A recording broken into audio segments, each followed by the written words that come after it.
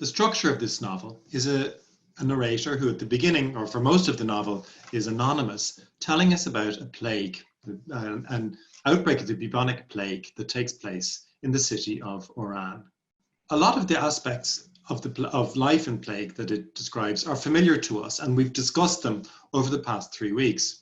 Perhaps most of all, something we've come back to again and again over the past weeks is the way in which people's sense of time has changed, in which it becomes impossible to project oneself into the future or to conceive of the future, and in which the daily passage of time takes on a very different quality. So this is something we've talked about a lot and which is evoked with extraordinary accuracy in the novel. The novel begins with a set of characters going about their ordinary lives. There's the doctor, Rieux, whose wife has a chronic illness, not the plague, just a different illness, and she's away in a sanatorium, so the doctor's mother moves in with them. We have a character called Cotard, who's suffering from mental health breakdown. He has an interesting arc in the novel. He is suddenly revitalized in the middle of the plague, and then returns to a more dangerous form of madness by the end of it. We have Raymond Rambert, a journalist who's visiting Oran, who's separated from his girlfriend in Paris. So that's what's on his mind: when will I get back to my girlfriend in Paris? Then we have the slow, gradual appearance of dead rats at the beginning, which gradually takes on a more and more sinister nature and turns into a full-blown outbreak of the plague. At first, our characters strive to re-establish their lives and carry out the plans they had before the plague. So they're all very attached to these plans they had for what they're going to do in the future. So the first part of the novel is the characters striving to reattach themselves to the plans and lives they had before the plague.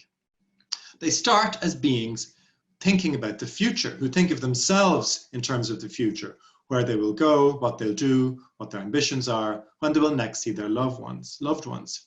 In fact, the novel takes the predicament of being separated from one's loved ones as a key feature of life in the plague, and that is also very revealing in other ways. So I'm going to read out a quote about this, a famous passage that you might just think about.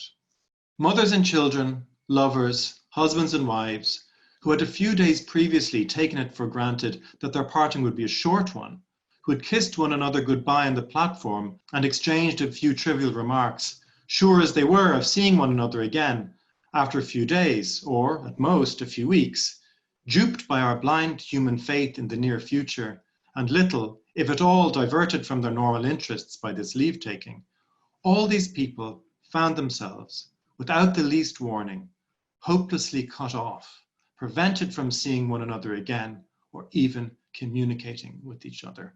So what we see here, it's obviously a moving passage, and it's talking about something that is very materially real, something that we've all experienced, but it also shows some of the bigger themes that the novel explores, which is that the experience of a plague, by cutting off suddenly the future, by stopping life in its tracks, makes trivial things, trivial remarks, a quick goodbye, it turns them into moments of great importance, or at least it reveals them, puts them under a light that makes them suddenly, vividly visible. So our characters who were previously projecting themselves into the future, imagining themselves forward in time, are suddenly thrown back on the present, forced to confront themselves as they are now, to confront life as it is, not something that can be constantly postponed by plans, fantasies, dreams of the future. And this is part of the novel's central meaning, because that is, in fact, the condition of life itself. Life does come to an end. We can't keep postponing. The future, finally, won't come. And so for this reason, the experience of the plague, or the idea of the plague, is, for Camus, a way to explore what we might call the human condition.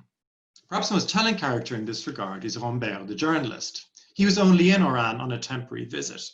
And for the first part of the novel, he tries everything to get out. He wants to go back to Paris, rejoin his girlfriend. And one of the running plot lines of the story is a kind of Casablanca-style attempt to smuggle him out and get him back to Paris. However, once the escape is arranged, Rambert decides to stay. Now, this decision and the story of Rambert is connected to the novel's idea of heroism, and it puts forward a very particular and unusual idea of what heroism is. Something we saw in the Decameron, which comes up in a similar way here, is the idea that in a plague, people are no longer exceptional. Nobody can be an exception. The novel, this is a quote from the novel. It might indeed be said that the first effect of this brutal visitation was to compel our townspeople to act as if they had no feelings as individuals. So this is a bit like the way we saw in the Decameron, that people are suddenly described in terms of types rather than individualities. Now in the Decameron, the response to this was a restoration of individuality. That's something that the young people's stories did. They restored individuality against this flattening out of individuals into groups and types. In the plague, Keough takes a different tack. Instead of trying to restore exceptional individualism, it looks for meaning and even virtue in what at first appears to be a flattening and collectivization of human experience. The novel, in fact, is very suspicious of the idea of individual heroism. Rieux, the doctor, at one point says, "The whole thing is not about heroism. It may seem a ridiculous idea, but the only way to fight the plague is with decency." Rieux suggests that the way to respond, that the heroic way to respond, is not to try and be special, not to stand out, but to do your job as decently and modestly as possible. The novel emphasizes that life and heroism is in the here and now, not in projections to the future. That heroes are people who stop thinking about their own lives and ambitions as separate, special things, but those rather who think of their lot as part of a collective one. That the truly heroic things is to conceive of our ambitions in that collective, modest context.